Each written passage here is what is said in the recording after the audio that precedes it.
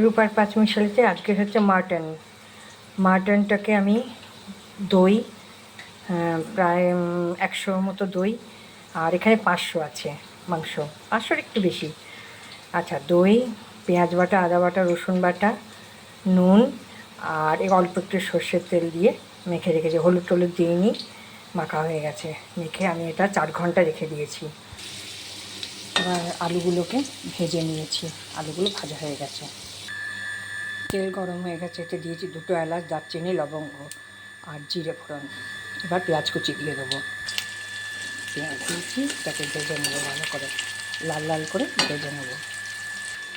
পেঁয়াজ ভাজা হচ্ছে, এবার পেঁয়াজ বাটা, আদা বাটা, রসুন বাটা, লঙ্কা বাটা, টমেটো সব একসঙ্গে নিয়ে আমি এবার দেবো মেশাবো।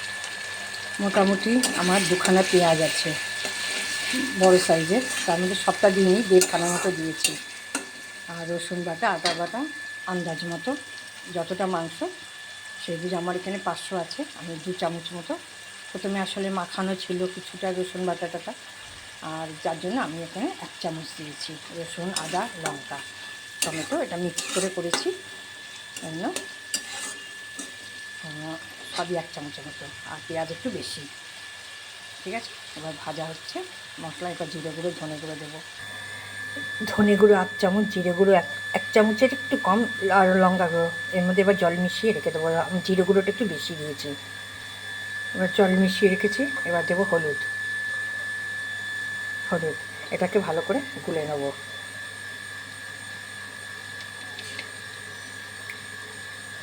এটা একটু ভিজবে, তারপর দেবো। ঠিক আছে, সাথে থেকে বন্ধুরা, ভালো লাগলে লাইক দিও। আর মাংস সবাই করেই খায়, সবাই জানে মাংসের রান্নাটা কোনো অসুবিধা হয় না। এবার যেটা ভিজিয়ে রেখেছিলাম সেটা দিয়ে দিচ্ছি। এটা দিলে কি হয়, মশলাটা টেস্টটা বাড়ে। ভিজিয়েই রাখি বেশিরভাগ সময়, বেশিরভাগ সবসময় হয়ে ওঠে না। ঠিক আছে, এবার নুন দেবো, চিনি একটু, সামান্য একটু চিনি দেবো। টক দই করেছে অনেকটা।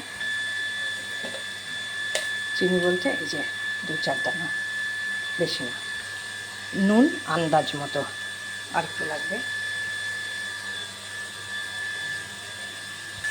মাংসের তেল ছেড়েছে, মশলার তেল ছেড়েছে, তাহলে মাংস না মশলা এরকম 5-2 তেল বেরিয়ে গেছে। এইবার মাংসগুলো দিয়ে দেবো। রঙটা কি সুন্দর হয়েছে। এবার এটাকে কষতে থাকবো যতক্ষণ না ভালোভাবে কষা হচ্ছে। ঠিক আছে বন্ধুরা, সাথে থেকো। মাংস কষানো হয়ে গেছে, এবার এটাকে আমি প্রেশার কুকারে দিয়ে দেবো। ঠিক আছে বন্ধুরা, প্রেশার কুকারে দিয়েছি, সিটি পড়বে। আমি কি করি, 2 বা 3টে সিটি দিয়ে নিই, নেওয়ার পর আমি গ্যাসটাকে লোয়ে করে দিই। আর প্রেশার কুকারে যখন মাংসের জলটা দিই, সেটা একটু অল্প করে দিই, মানে খুব বেশি জল দিই না। লোয়ে করে দিলে বেশি সিটির দরকার লাগে না, একটা আন্দাজ মতো করে খুলে দিলেই হয়ে যায়, ভালো সেদ্ধ হয়। দেখো, মাংস হয়ে গেছে, খাসির মাংস। আর এর উপরে গরম মশলা ছড়িয়ে দিয়েছি। ভালো লাগলে লাইক দিও বন্ধুরা।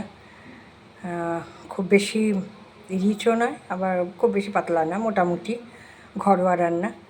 ভালো লাগলে সাবস্ক্রাইব করে নেবে রূপার ইউটিউব চ্যানেল, তাহলে নোটিফিকেশানে ঢুকে যাবে, দেখতে পাবে প্রথমেই তোমরা কীভাবে রান্না করা হয়েছে। ঠিক আছে বন্ধুরা, ভালো থেকো, সুস্থ থেকো, আর চিন্তামুক্ত থেকো, পাশে থেকো। Bye, good night.